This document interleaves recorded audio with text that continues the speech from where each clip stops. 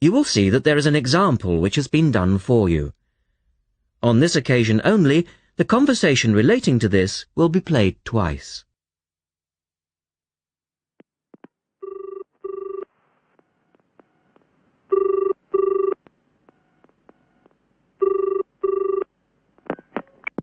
Scope Charity Office. How can I help you?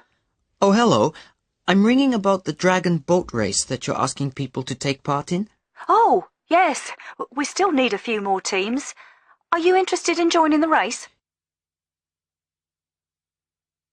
The man asks for information about the dragon boat race, so the answer is dragon boat race. Now we shall begin. You should answer the questions as you listen, because you will not hear the recording a second time. Listen carefully and answer questions 1 to 5.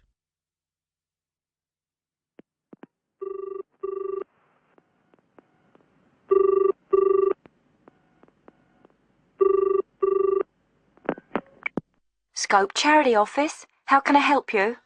Oh, hello. I'm ringing about the dragon boat race that you're asking people to take part in. Oh, yes. We still need a few more teams. Are you interested in joining the race? Yes, we want to enter a team, but we don't know anything about it. Could I ask you for some more information first? Of course. I don't even know when it's being held. It's taking place on the 2nd of July. Is that a Saturday? No, it's a Sunday. It's a much more popular day and more people can take part then. Right. And where's it being held? At the Brighton Marina. Oh, I'm an overseas student. Could you spell that for me? Yes, it's Brighton Marina. That's Marina. Do you know where it is? I'm not sure. It's a couple of miles past the Palace Pier. Oh, yes, I know it. You take a right turning off the coast road, or you can cycle along the seafront. That's good. What time does the race start? Well, the first heats begin at 10 a.m, but you need to register half an hour before that, at 9:30, and we really recommend that you aim to be there by 9. It's a good idea to arrange a meeting place for your team. Right. And the race is to help raise money for charity? It is. We're asking every team member to try and raise £35 by getting friends and or relatives to sponsor them. Every crew member will receive a free tournament T-shirt if your team manages to raise £1,000 or more. Oh, that's quite good. Also, we're holding a raffle. Every crew member who takes part in the race this season will be entered into a free prize draw. Oh, what's the prize? It's pretty good. It's a holiday in Hong Kong. Sounds great. The man asks for more information. Look at questions 6 to 10.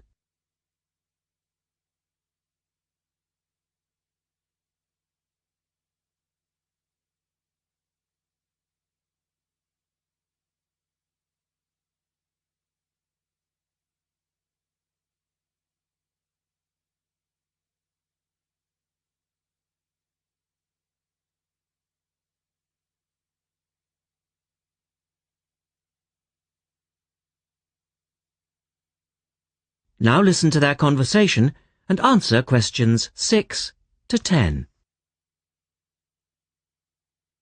Is there anything else you need to know? Could you just tell me a little bit more about the teams?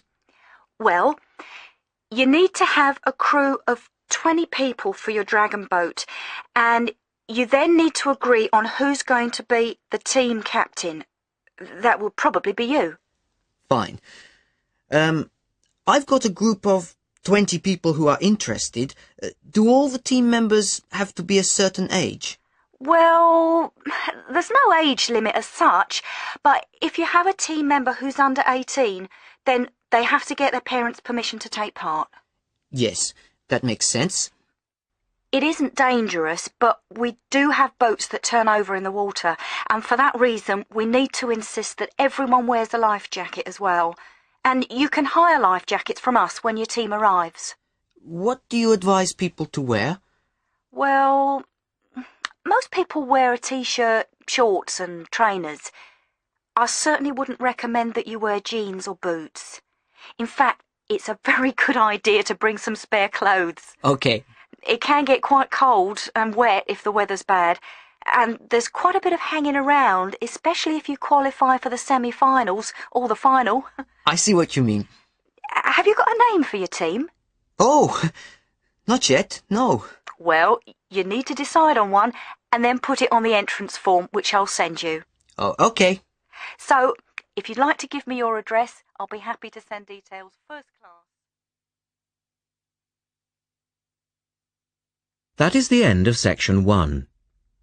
You now have half a minute to check your answers.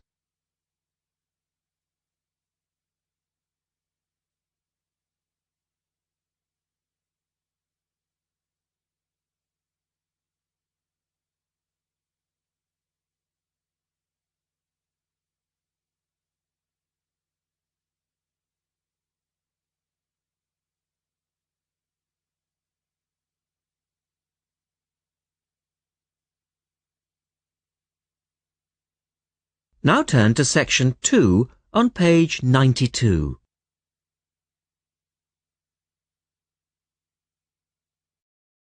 Or section 2. You will hear a talk by a wildlife specialist on a type of bird called a kiwi. First, look at questions 11 to 15.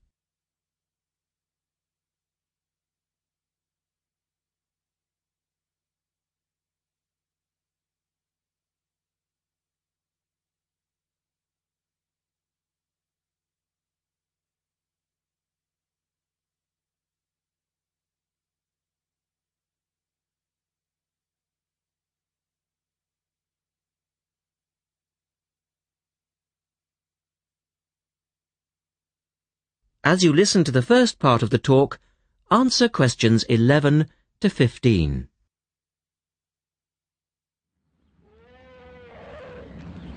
Ladies and gentlemen, welcome to Auckland Zoo on this sunny Sunday afternoon and to our special Kiwi fundraising event.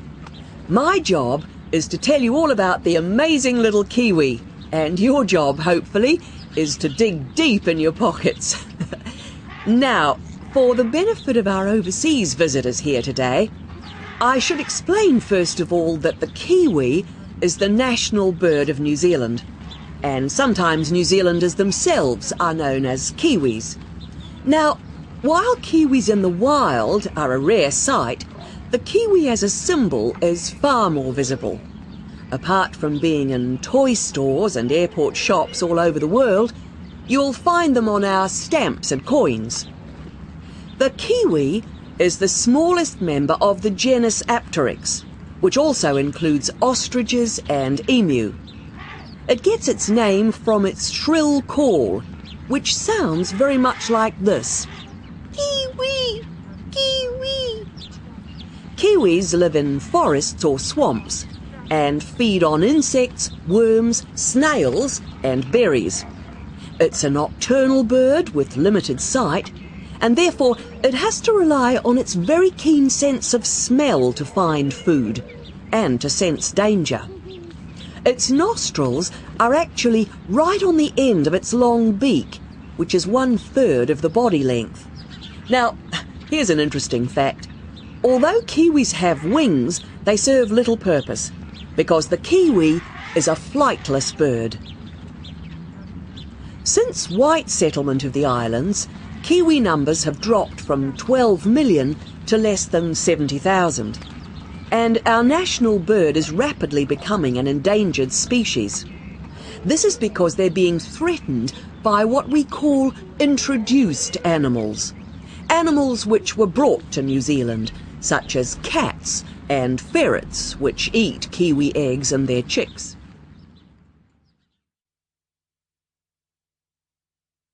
Now look at questions 16 to 20.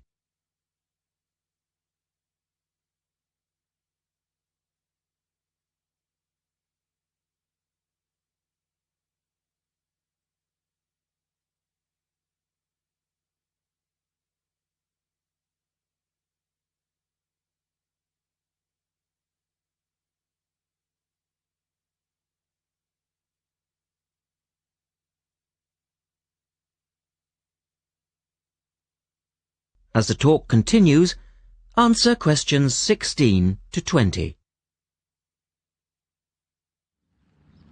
And so we have launched the Kiwi Recovery Programme in an all-out effort to save our national bird from extinction.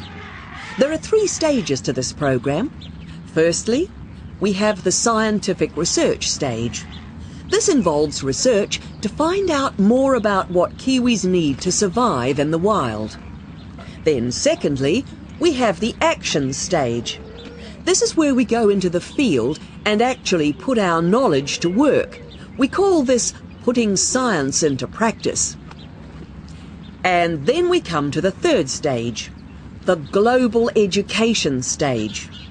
By working with schools and groups like yourself, as well as through our award-winning Kiwi website, we're hoping to educate people about the plight of the kiwi. As part of the action stage, which I just mentioned, we've introduced Operation Nest Egg, and this is where your money will be going. It works like this. It's a 3-stage process.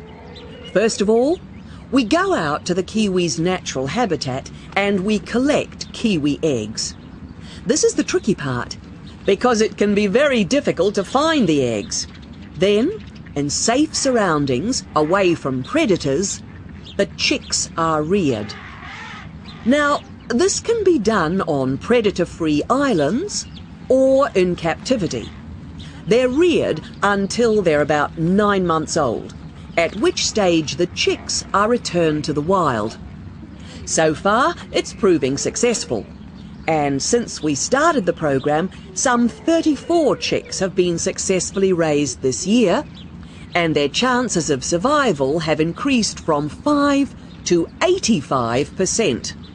However, it's not time to celebrate kiwi survival just yet. About 95% of kiwi chicks still don't make it to 6 months of age without protection, which is why Operation Nest Egg is so important. And we ask you to give generously today.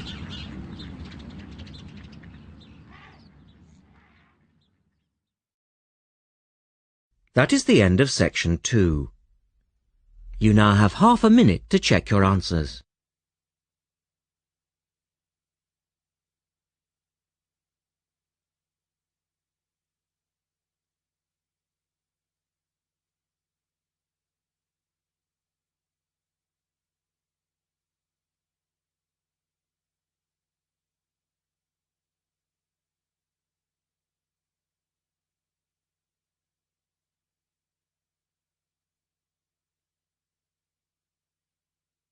Now turn to section 3 on page 94.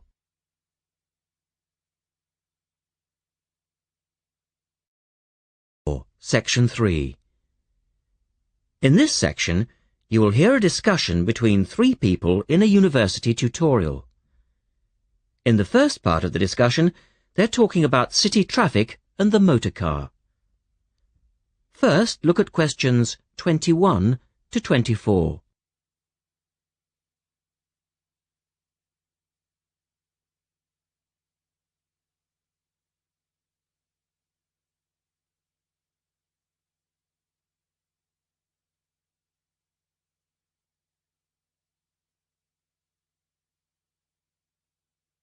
Now listen to the first part of the discussion and answer questions 21 to 24.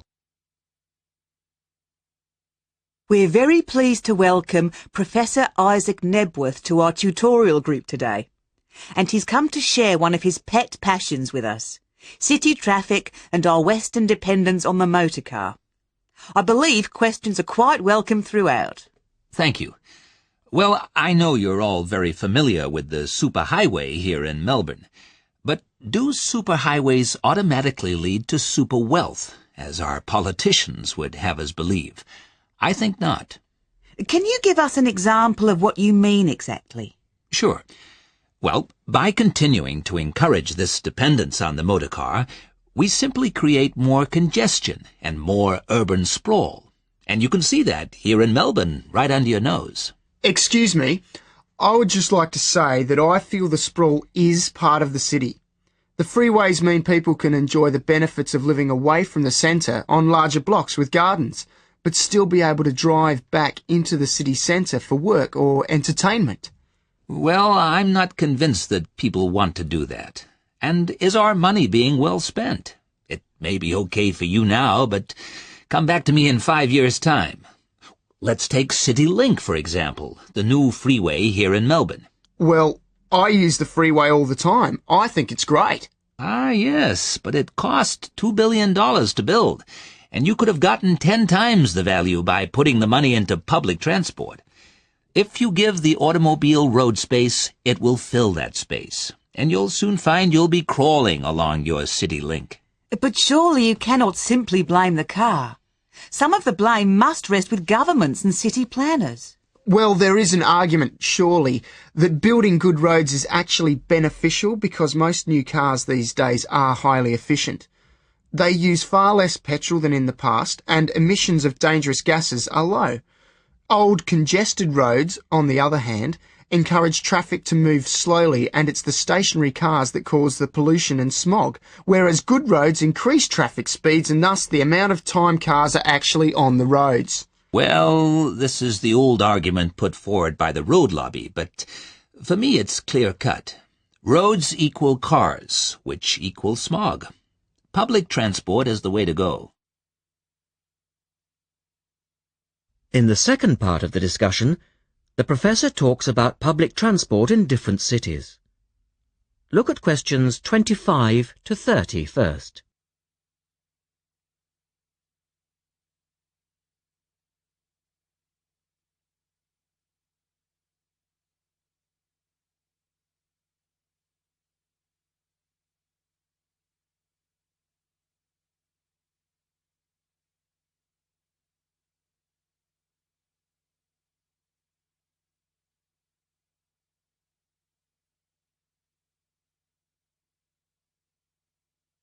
As you listen to the discussion, complete the questions about public transport. Now, on that topic of public transport, I read somewhere recently that Australia isn't doing too badly in the challenge to increase the use of public transport. Better than America, granted, but by comparison with Canada, it's not so good. For instance, if you compare Toronto with the U.S. metropolis of Detroit, only 160 kilometers away, in Detroit, only 1% of passenger travel is by public transport, whereas in Toronto it's 24%, which is considerably better than Sydney, which can only boast 16%. Well, I think it's encouraging that our least car-dependent city is actually our largest city. 16% of trips being taken on public transport in Sydney isn't too bad. But it's a long way behind Europe. Take both London and Paris, for instance, where 30% of all trips taken are on public transport. Well, they do both have an excellent underground system. And Frankfurt comes in higher still at 32%.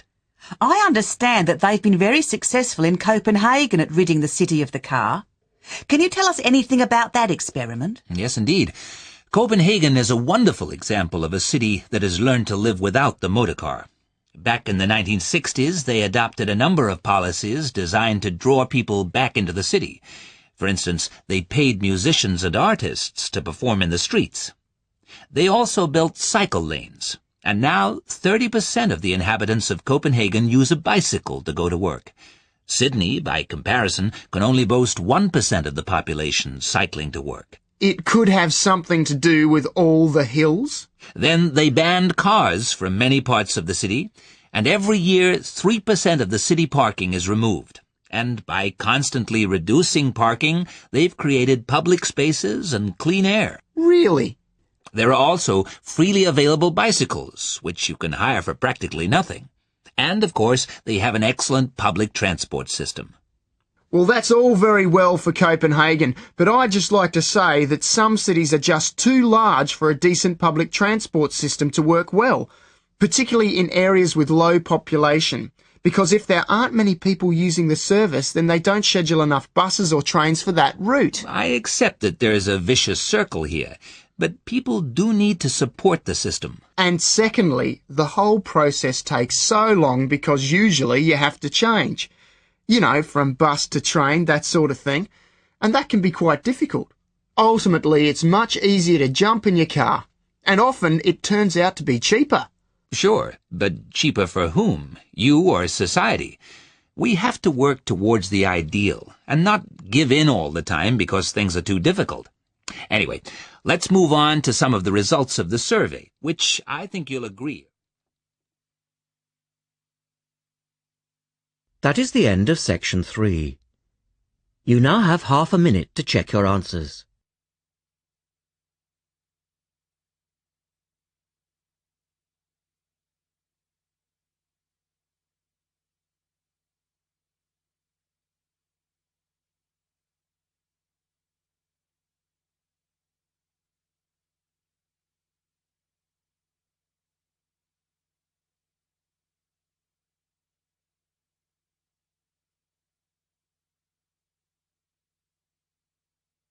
Now turn to section 4 on page 96.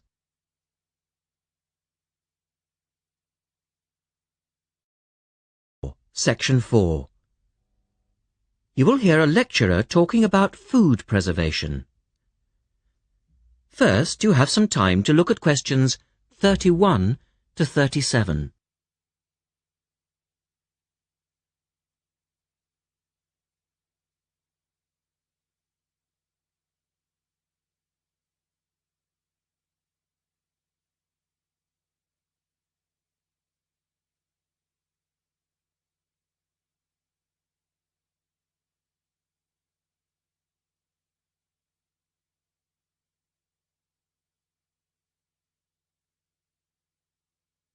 Now listen carefully and answer questions 31 to 37. In today's lecture, I'd like to look at the topic of food preservation and start by asking the obvious question, why do we need to preserve food? Well, apart from keeping it fresh for our daily needs, many foods, such as fruit and vegetables, are only available at certain times of the year, so if we want to be able to eat these foods all year round, we need to preserve them. We also need to preserve food for export overseas to make sure that it doesn't perish in transit. And lastly, we need to be able to preserve food for when there are food shortages. There are a number of methods of preserving food which involve both high and low temperatures, chemicals, irradiation, and drying. Let's have a look at these in turn. In the 1870s, the French scientist Louis Pasteur showed that microorganisms in food could be destroyed by raising the temperature of the food, a process now known as pasteurization. This involves heating milk to just 65 degrees Celsius for 30 minutes. A new method, the ultra-high temperature, or UHT process, involves heating milk to 150 degrees Celsius for 3 seconds. The advantage of treating milk in this way is that it lasts much longer, though I tend to feel, and I'm sure many of you would agree, that taste is somewhat sacrificed in the UHT process. Tin cans were first used in the early 1800s to store and preserve food. Just as they are now, the cans were tin-plated steel containers, and the process had the advantage of being cost-effective. Unfortunately, however, there were many early cases of food poisoning because the canning process was not fully understood at that stage.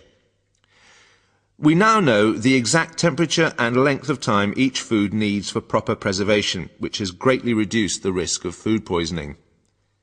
People living in cold climates often preserve food by burying it in the snow, and the Romans knew all about the advantages of packing food in ice.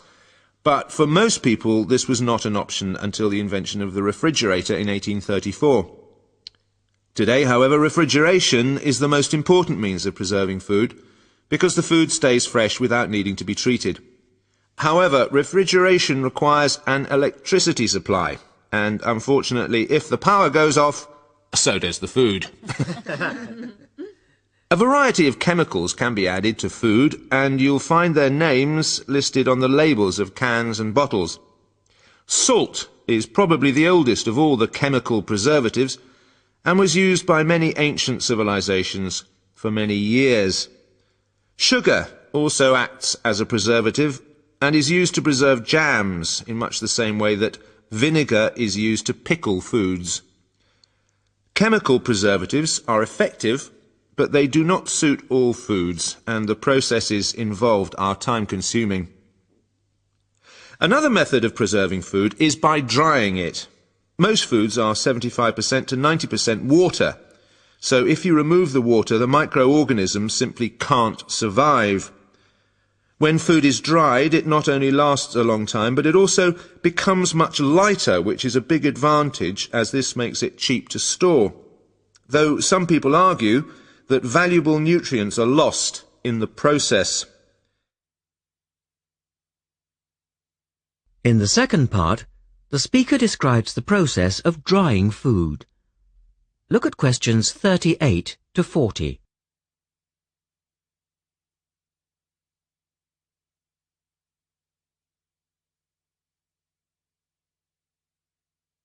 Now listen carefully and label the diagram.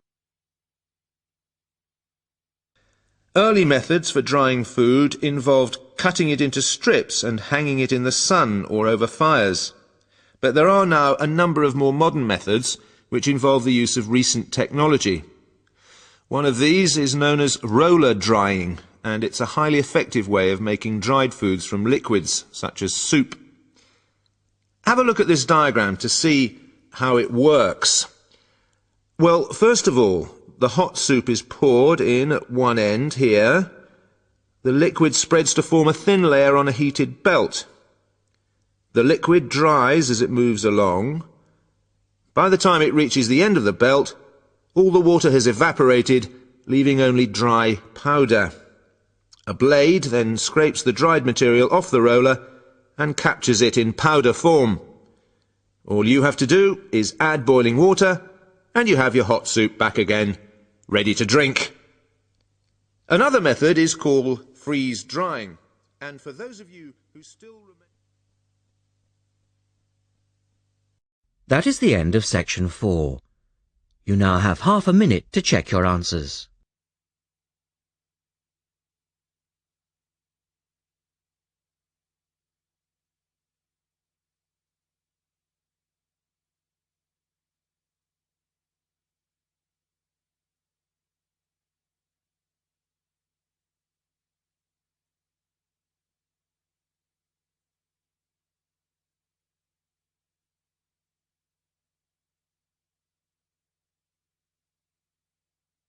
That is the end of the listening test. At the end of the real test, you will have 10 minutes to transfer your answers to the listening answer sheet.